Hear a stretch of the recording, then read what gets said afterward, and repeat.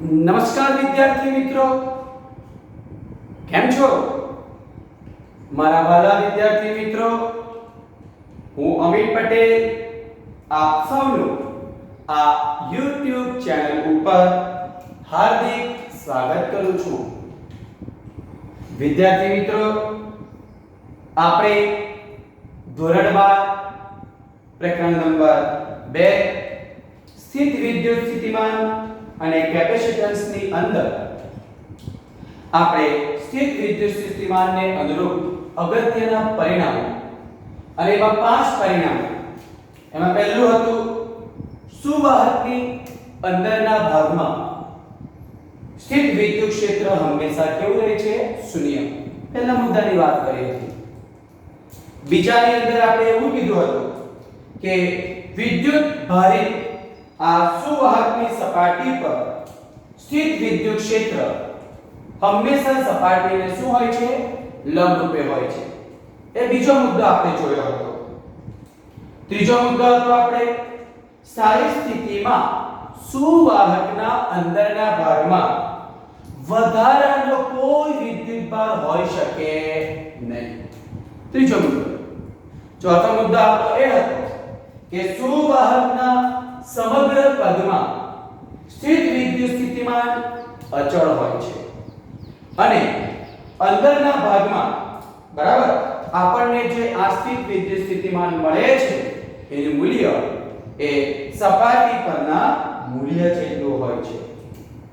અને પાંચમો મુદ્દો આપણે સાબિત કર્યો હતો બરાબર કે વિદ્યુત ભારિત સુવાહકની સપાટી પર વિદ્યુત ક્ષેત્ર E બરાબર સિગ્મા ના છેદમાં એપ્સિલોન 0.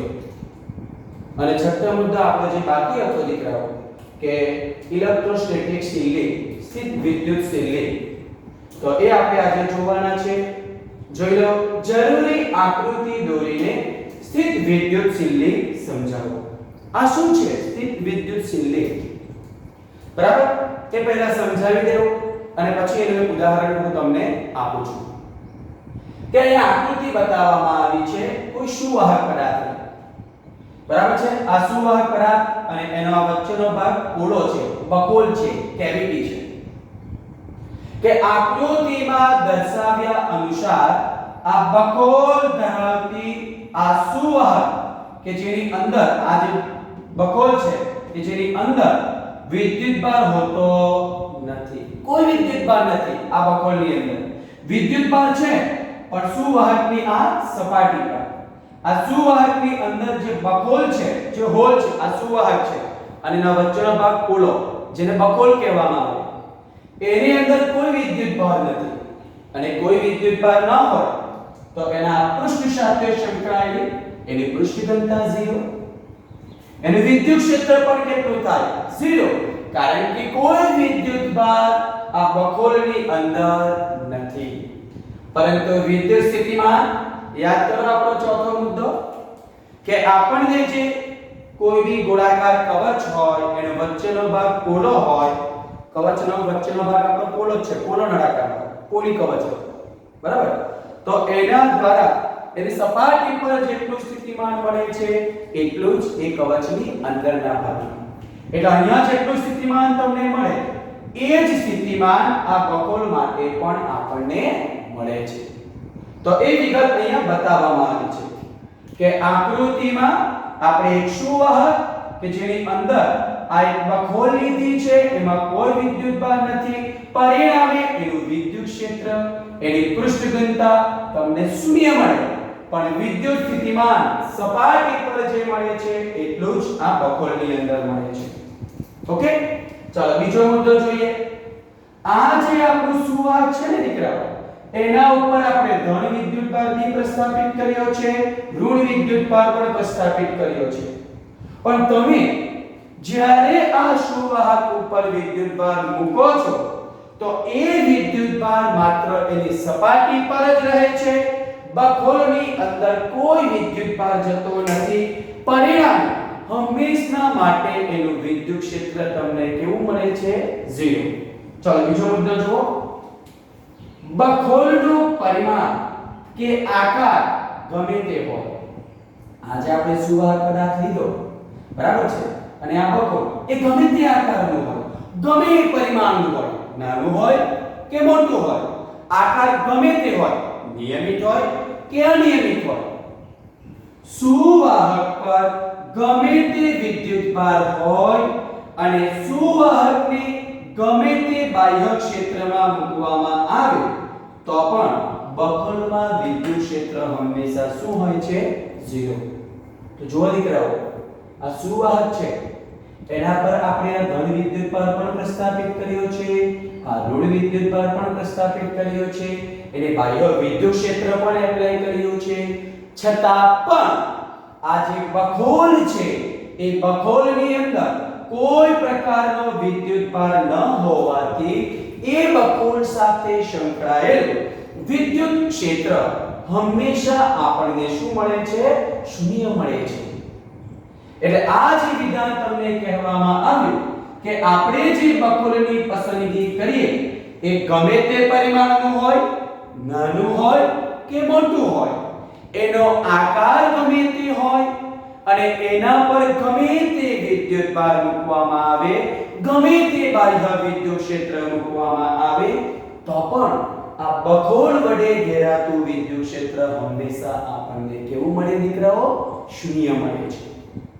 એટલે કે સુવાહકને વિદ્યુતભારિત તમે કરેલો હોય, એટલે કે આ સુવાહક ઉપર બહારથી કોઈ વિદ્યુતભાર મૂકવામાં આવે અથવા આ સુવાહકને બાહ્ય વિદ્યુત ક્ષેત્ર વડે તટસ્થ સુવાહક પર વિદ્યુતભારોને આપણે પ્રેરિત કરવામાં આવે તો પણ બધા વિદ્યુતભારો એ બકોલ ધરાવતા, આ બકોલ છે એ ધરાવતા સપાટીની બાહ્ય સપાટી પર જશે, પણ બકોલની અંદર કોઈ વિદ્યુતભાર પ્રેરિત થતો નથી.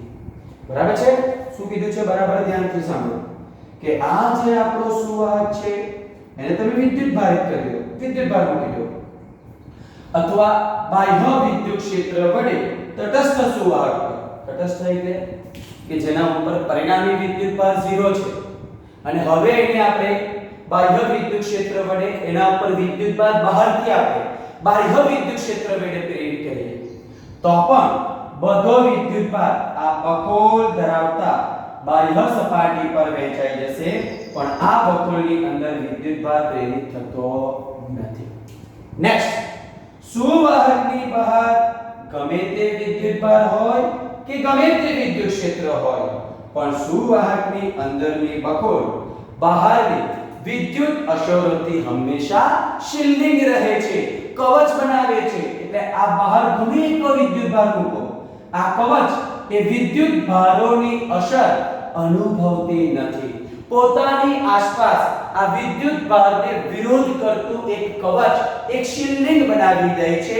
પરિણામે આ બકોલની અંદર બહાર પ્રેરિત થતા વિદ્યુત ભાર કે વિદ્યુત ક્ષેત્રની અસર થતી નથી અને પરિણામે આ બકોલની અંદર હંમેશા માટે વિદ્યુત ક્ષેત્ર શૂન્ય અને એ ઘટના જે બને છે એને ઇલેક્ટ્રોસ્ટેટિક શિલ્ડિંગ અથવા સ્થિત વિદ્યુત શિલ્ડિંગ તરીકે ઓળખવામાં આવે છે. સમજ પડે દીકરાઓ? એટલે આપણે જે સુવાહક પદાર્થ લઈએ એની અંદર બકોલની કલ્પના કરવામાં આવે તો વિદ્યુતભાર આપણે બહારથી પ્રસ્થાપિત કરીએ, એના ઉપર બહારથી વિદ્યુત ક્ષેત્ર એપ્લાય કરીએ, અથવા તો તટસ્થ સુવાહક છે એને બાહ્ય વિદ્યુત ક્ષેત્ર વડે એના ઉપર વિદ્યુતભારને પ્રેરિત કરવામાં આવે તો પણ આ કવચની અંદર કોઈ પ્રકારનો વિદ્યુતભાર પ્રેરિત થતો નથી, કોઈ પ્રકારના વિદ્યુત ક્ષેત્રની અસર આ બકોલ ધરાવતા વિસ્તારની અંદર થતી નથી. એટલા માટે આ ઘટનાને ઇલેક્ટ્રોસ્ટેટિક શિલ્ડિંગ તરીકે ઓળખવામાં આવે, જેનો ઉપયોગ સંવેદી ઉપકરણોને બહારની વિદ્યુત અસરોથી બચાવવા માટે કરી શકાય. એટલે શું કરી દેવાનું? કોઈ સેન્સિટિવ ઉપકરણ છે, ઇન્સ્ટ્રુમેન્ટ, તો એને બકોલની અંદર મૂકી દેવાનું. બરાબર? સુવાહક પદાર્થ હોય એની અંદર આપણે મૂકી દેવાનું બકોલની અંદર, એટલે એને બાહ્ય વિદ્યુત ક્ષેત્ર એપ્લાય કરીએ એ બકોલની બહાર તો પણ બધો વિદ્યુતભાર એ બહારની સપાટી પર હશે, અંદર કોઈ પ્રકારનો વિદ્યુતભાર તમને પ્રેરિત થતો નથી. ચાલો તો એ ઘટનાનું એક સરળ ઉદાહરણ આપું છું. અત્યારે ચોમાસું ચાલે છે અને તમે મુસાફરી કરતા હોય તમારી કારની અંદર અને વીજળીના કડાકા ભડાકા થતા હોય, બરાબર, તો આપણે સૌપ્રથમ આપણી જે કાર છે એના વિન્ડો, બરાબર, કાચ સાથે બંધ કરી દેવાની. એટલે તમે વિચારી લો તમારી કાર એની બહારની સપાટી સુવાહક અને અંદર તમે આવી ગયા એ જેમાં આપણે બેઠા છે સીટની ઉપર એ બકુલ છે. એટલે માની લેવો કે વીજળી આપણી કાર ઉપર પડે તો પણ એ કાર ઉપર પ્રેરિત થતો બધો વિદ્યુતભાર જો તમે બારી, કાચ સહિત આપણા વિન્ડો અને ડોર એના બંધ હોય તો બધો વિદ્યુતભાર એ કારની સપાટી પર જશે. આપણને કારની અંદર કોઈ પ્રકારનો ચાર્જ ન હોવાથી આપણને નુકસાન થશે નહીં. તે બહારની સપાટીની અંદર આપણે જે અંદર બકુલની અંદર આપણું નુકસાન થયું એને ઇલેક્ટ્રોસ્ટેટિક શિલ્ડિંગ તરીકે ઓળખવામાં આવે. તો મારા વાલા વિદ્યાર્થી મિત્રો, આપણો આ જે છઠ્ઠો મુદ્દો બાકી હતો તે પણ અહીંયા આવી ગયો. 2 માર્ક્સની અંદર પૂછાય તો તમે આ રીતે આકૃતિ દોરીને તમે એને સમજાવી શકો છો. શાંતિથી આ લખી દો. ત્યાર પછી આપણે આ ડાઇલેક્ટ્રિક અને ધ્રુવીભવનની વાત કરવાના છે. એ પહેલા આ થિયરી તમે શાંતિથી જોઈ લો. ઓકે, ચાલો ત્યાર પછી આપણે આ મુદ્દાની વાત કરીએ છીએ.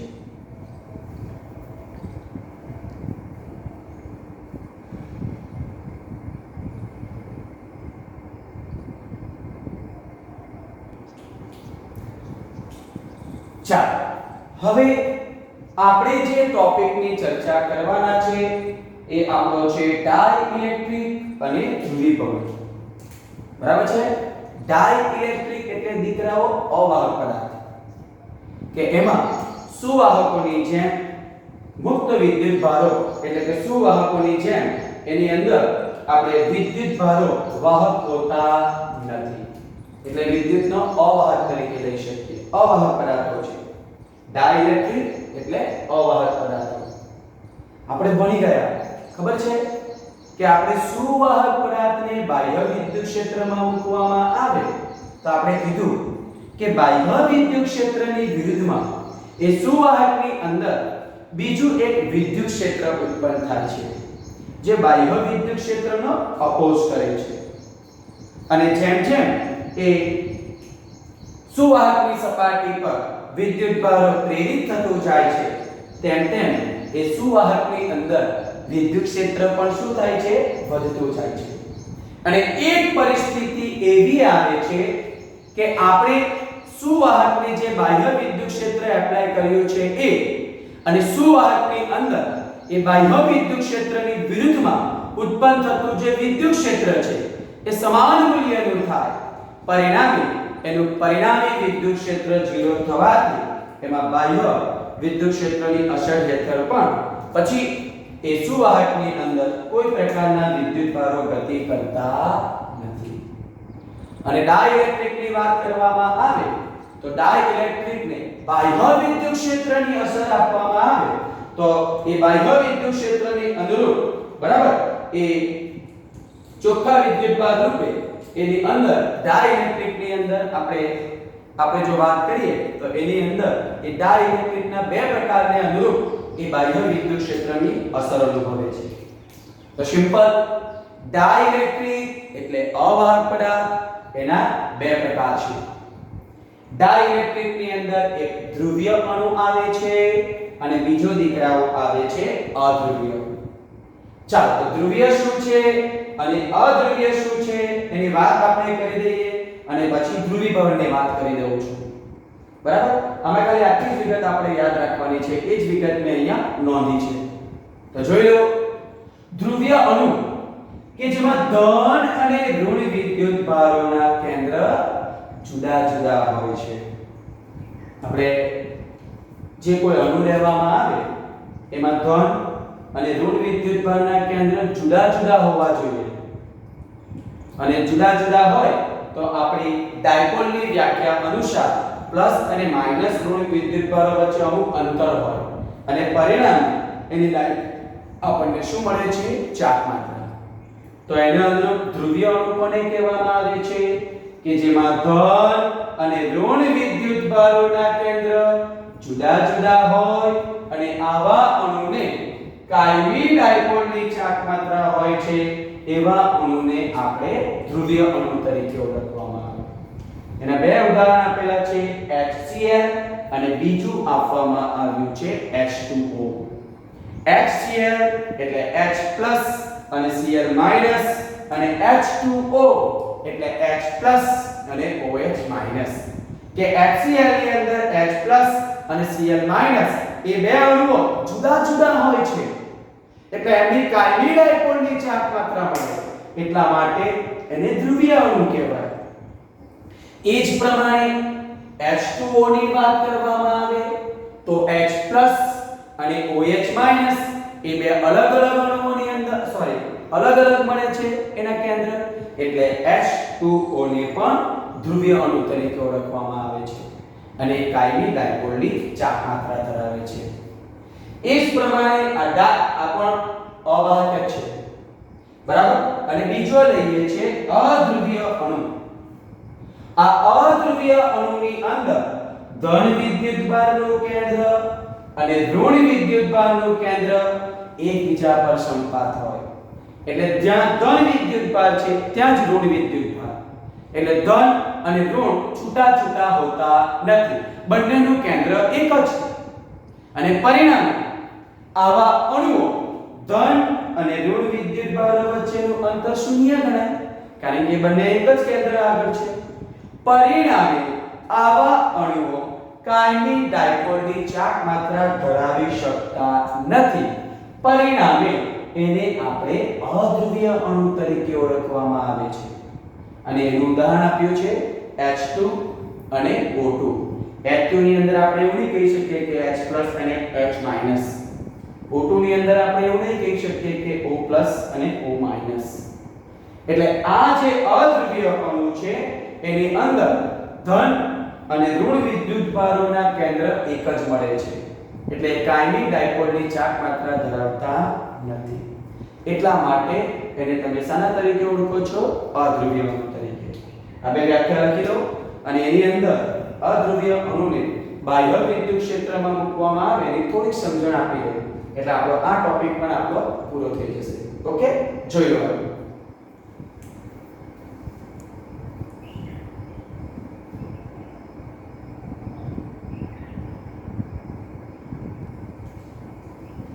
ચાલો હવે આ અધ્રુવીય અણુની વાત કરવામાં આવે તો જ્યારે આપણે આ અધ્રુવીય અણુને બરાબર જ્યારે એના ઉપર કોઈ પ્રકારનું વિદ્યુત ક્ષેત્ર હોતું નથી એટલે વિદ્યુત ક્ષેત્ર કેવું હોય છે? 0. તો એની અંદર ડાયપોલની ચાક માત્રાની વાત કરવામાં આવે તો આ પ્લસ અને માઈનસ બરાબર છે, આ પ્લસ અને માઈનસ વિદ્યુતભારો એક જ બિંદુ આગળ હોય છે એટલે કાયમી ડાયપોલની ચાક માત્રા ધરાવતો નથી. પણ જ્યારે તમે આ અધ્રુવીય અણુને આપણે જો બાહ્ય વિદ્યુત ક્ષેત્ર એપ્લાય કરવામાં આવે એટલે અહીંયા વિદ્યુત ક્ષેત્ર જે આપણે એપ્લાય કરીએ છીએ એ 0 નથી એટલે એપ્લાય કરીએ છીએ તો એની અંદર આપણે જે વાત કરવામાં આવે તો એની અંદર આ ડાયપોલની ચાક માત્રા રેખીય રીતે પ્રેરિત થશે. આ રીતે બરાબર કેવી રીતે પ્રેરિત થાય છે? આ રીતે રેખીય રીતે આ ડાયપોલની ચાક માત્રા શું થાય છે? પ્રેરિત થાય છે અને એનો પરિણામી સરવાળો કરવામાં આવે તો એ ડાઇલેક્ટ્રિકની તમે ચોખ્ખી ડાયપોલની ચાક માત્રા મળે છે અને આને આપણે કેવું હોય તો એ સમદિગ્ધર્મી ડાઇલેક્ટ્રિક, રેખીય સમદિગ્ધર્મી ડાઇલેક્ટ્રિક થયું કહેવાય. એટલે બાહ્ય વિદ્યુત ક્ષેત્ર એપ્લાય ન કરીએ તો ધન અને ઋણ વિદ્યુતભારો એક જ બિંદુ આગળ હોય, એક જ કેન્દ્ર આગળ હોય. પરંતુ આ અધ્રુવીય અણુને બાહ્ય વિદ્યુત ક્ષેત્ર એપ્લાય કરવામાં આવે તો એની અંદર ડાયપોલની ચાક માત્રા આ રીતે પ્રેરિત થાય છે અને એનો ચોખ્ખો સરવાળો કરવાથી આપણને એની નેટ ડાયપોલની ચાક માત્રા મળે છે. જ્યારે ધ્રુવીય અણુની વાત કરવામાં આવે તો ધ્રુવીય અણુને જ્યારે આપણે બાહ્ય વિદ્યુત ક્ષેત્ર એપ્લાય કર્યું નથી તો એની અંદર તો કાયમી ડાયપોલની ચાક માત્રા મળે છે પણ કેવી હોય છે? એ અણુઓ એની અંદર અસ્તવ્યસ્ત ગતિ કરતા હોવાથી એની ડાયપોલની ચાક માત્રા બરાબર એ કેવી હોય છે? અસ્તવ્યસ્ત.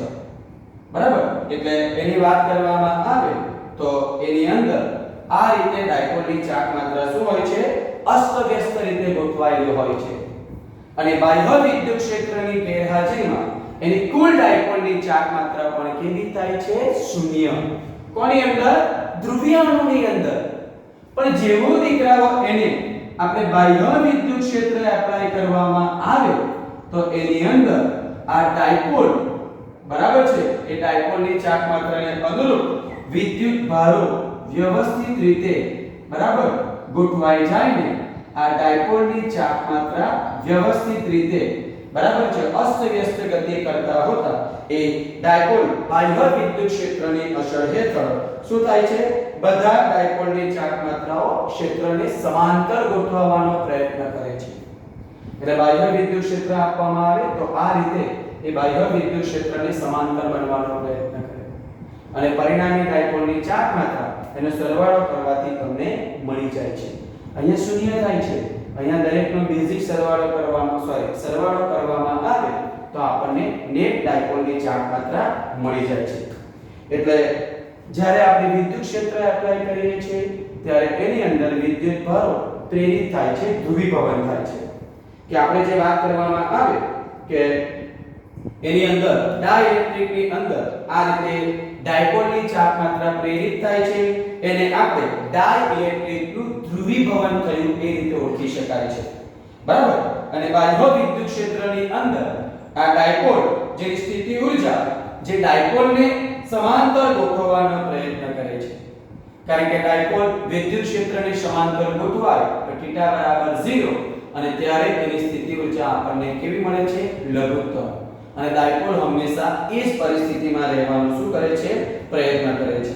અને જ્યારે એનું ધ્રુવીભવન થાય છે, પોલરાઇઝેશન થાય છે, ત્યારે એ પોલરાઇઝેશન જે આપણને મળે છે, ધ્રુવીભવન જે મળે છે એ બાહ્ય વિદ્યુત ક્ષેત્રના શું હોય છે? P એના સપ્રમાણમાં મળે છે. P ચડે છે E. બરાબર, આપણે જે વિદ્યુત ક્ષેત્ર એપ્લાય કરીએ છીએ E અને એને અનુરૂપ સપ્રમાણતાનો અચળાંક મૂકવામાં આવે તો અહીંયા આવે છે કાય અને એને દર્શાવવું હોય છે અને આ અને કાય E ને આપણે ડાઇલેક્ટ્રિકનો લાક્ષણિક અચળાંક બરાબર અને એને ડાઇલેક્ટ્રિક માધ્યમની સસેપ્ટિબિલિટી તરીકે ઓળખવામાં આવે છે. કાય E ને સસેપ્ટિબિલિટી તરીકે ઓળખવામાં આવે છે. બરાબર છે, એટલે આ ધ્રુવીભવનની અંદર આપણી આટલી વિગત અહીંયા આવે છે કે પોલરાઇઝેશન જે થાય છે, ધ્રુવીભવન જે થાય છે એ વિદ્યુત ક્ષેત્ર E સાથે એના સપ્રમાણતાની અંદર હોય છે અને સપ્રમાણતા અચળાંક તરીકે આપણે કાય E લખીએ છીએ જેને વિદ્યુત ક્ષેત્ર માટેનો ડાઇલેક્ટ્રિકનો સસેપ્ટિબિલિટી તરીકે ઓળખવામાં આવે છે. તો મારા વાલા વિદ્યાર્થી મિત્રો, આપણો આ ડાઇલેક્ટ્રિક અને ધ્રુવીભવનનો આ ટોપિક પણ આપણો અહીંયા શું થઈ જાય છે? પૂરો થઈ જાય છે. બરાબર છે, અને સમાન વિદ્યુત ક્ષેત્રની અંદરની વાત કરવામાં આવે તો એની અંદર આપણે આ ડાઇલેક્ટ્રિક પદાર્થને મૂકવામાં આવે તો એની અંદર ડાયપોલની ચાક માત્રા પ્રેરિત થાય છે એની વાત આપણે અહીંયા કરી દીધી. બરાબર, અને હવે પછીનો આપણો ટોપિક છે એ કેપેસિટરનો છે. બરાબર, તો મારા વાલા વિદ્યાર્થી મિત્રો, જે કંઈ પણ જરૂરિયાત વિગત હતી તે અહીંયા આવી ગઈ છે. બરાબર, શાંતિથી તમે નોંધી લો અને સમજીને યાદ કરી લો જેથી તમને તકલીફ પડે નહીં. તો આજના માટે દીકરાઓ આપણે આટલું જ રાખીએ છીએ. બાકીનું આપણે નેક્સ્ટ વિડિયોની અંદર જોઈશું. Thank you.